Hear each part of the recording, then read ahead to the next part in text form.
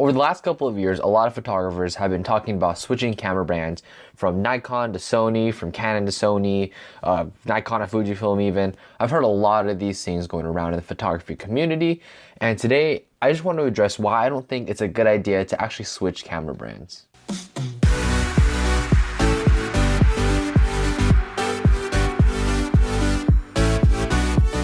What's up y'all, it's the Project Photography back in the video, and today I think with the advent of mirrorless especially, we're talking about Fujifilm, Sony, and now Canon and Nikon coming into the game. A lot of people have been talking about switching camera brands, and for me, I don't personally understand it. I think it's kind of a waste of money, it's a waste of time, and it's a waste of energy overall. Especially nowadays with Nikon and Canon especially getting so much better, exceeding the competition, or even just catching up to it. I believe that we're going to get to a point where, you know, switching camera brands is not necessary anymore. We're gonna have cameras that are more than capable of doing what other brands are doing, and we're just gonna have a fully developed system of camera gear that anyone can pick up and use. And that goes for each company individually. I think a lot of camera companies nowadays are coming out with amazing gear. We saw Canon come out with the EOS R6, EOS R5. Nikon's gonna come out with their Nikon Z9, which I promise is gonna be extremely good. And even Fujifilm is coming out with some amazing gear. So switching camera brands, especially nowadays, is not really essential anymore. I think before it wasn't even that essential, but I think with this progression of mirrorless technology, we can kind of learn a few lessons. And in today's video, I'm talking about the 3 reasons why you should not be switching camera brands. So let's jump right to the first one. So the first one is it's extremely costly. I remember my friend, he switched from Fujifilm to Canon, back to Fujifilm, and he must have lost about $2,000 in the process. Now, it's not him like literally losing the money. It's him going out, selling the gear and buying the new gear and then kind of going back and forth. And in that process, you actually lose a lot of money. You lose that money through selling through eBay. You lose that money through selling through vendors such as, like, for me, I have Sammy's Cameras, B&H, I'm sure it's there, Adorama. You sell your used gear to them and they only give you about a fraction of the value, let's say. It's just really expensive in the long run. If you go from, let's just say, Nikon to Sony, it's going to be an extremely expensive transition. Not only is Sony stuff usually more expensive, but Nikon stuff will depreciate over time like any other piece of gear.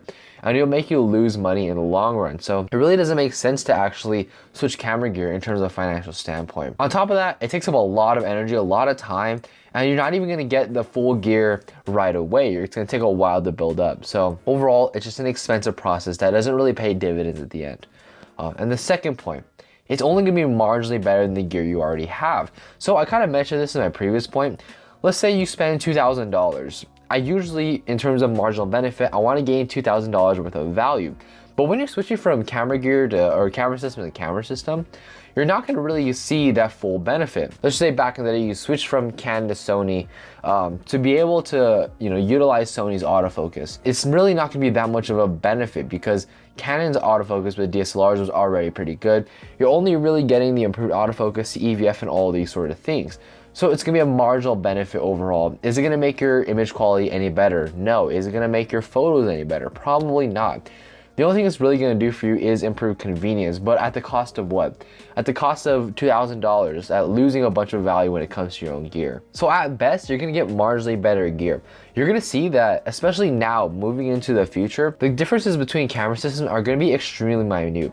The difference between the Sony A1 and the Canon EOS R5 is extremely minute. The differences are going to be so minute to the point where it's not going to really matter anymore what camera brand you have because they're all going to do extremely well in whatever situation. You have to remember that photography is not about the camera gear, it's about the photographer itself.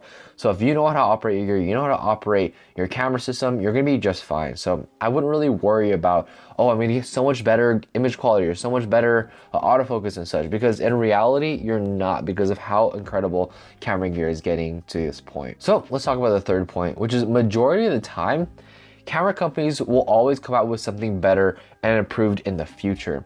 So for example, let's talk about Canon. I think Canon is a really good example, and Nikon is following suit right behind them. Back in the day, about 3 or so years ago, a lot of Canon users switched to Sony because they wanted to use the benefits of a mirrorless camera. They wanted the eye autofocus, they wanted the real-time tracking, all that sort of stuff. If these people only waited just a few years and waited till the Canon EOS R5 and R6 came out, they would have seen incredible benefits without having to change camera systems, lose costs, and all that sorts of stuff. If only they had waited, they would have been able to fully utilize and benefit the technology of mirrorless with Canon, because the R5 and R6 are great cameras. But there's a lot of people jump ship really fast because they saw the benefits of Sony and didn't wait to see what Canon was going to come out with. So majority of the time, camera companies will always come out with something better. You know, Fujifilm is constantly improving. Their X-T3 to the X-T4 was incredible. You saw their X-T2 to X-T3 improvement was also incredible. We're seeing Nikon come out with the Z6 II, Z7 II, and eventually the Z9. Sony is getting to a point where their technology is so good that it's just gonna plateau at a certain point. I think at that point is when a lot of these camera companies will be at the exact same level. It's gonna get so good to a point where a lot of these camera companies are indistinguishable in terms of specs. And at that point, it just comes down to personal preference, lenses, and these sort of things. So my advice is don't switch to other camera companies because, you know, something is slightly better than another. We're gonna get to a point where, again, like I said, all camera companies are gonna be so good. And to the point where, you know, the technology is gonna be there in these cameras, and you're not gonna really see a huge improvement in image quality, in technology. We're just gonna be very marginally better than each other. And at that point is when I think you can be comfortable sticking to your camera system. And at the end of the day, it comes to you as a photographer. If you can't create amazing images with a Nikon camera, there's probably good chances that you're not going to create amazing images with something like a Sony. So I wouldn't worry about it.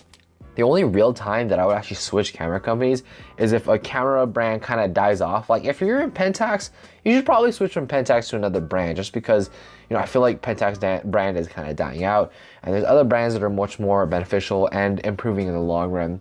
Or let's just say you want to switch from stills to video. I would recommend, if you're using Nikon, I would definitely recommend switching camera brands to something like a Panasonic, just because it's more meant for video, more video centric. But those are very niche scenarios that probably don't happen very often. A lot of these camera enthusiasts probably switch just because they see the hype train on another camera brand and saying, oh, that brand is amazing. But if you keep on doing that, you're gonna drive yourself insane because something better is always gonna come out. It's better just stick with the camera brand you have in the long term and just go full steam into it and invest into it. So at the end of the day, I wouldn't worry about other camera companies coming out with something that's better than what you have right now. Just be patient and I promise you it'll pay dividends in the long run. So anyways, guys, let me know what you guys think of this video. Also, selling my prints down in the description bar below if you want to go ahead and check it out. Anyways, guys, thank you so much for watching. Rate, comment, subscribe, and I'll catch you guys in the next one.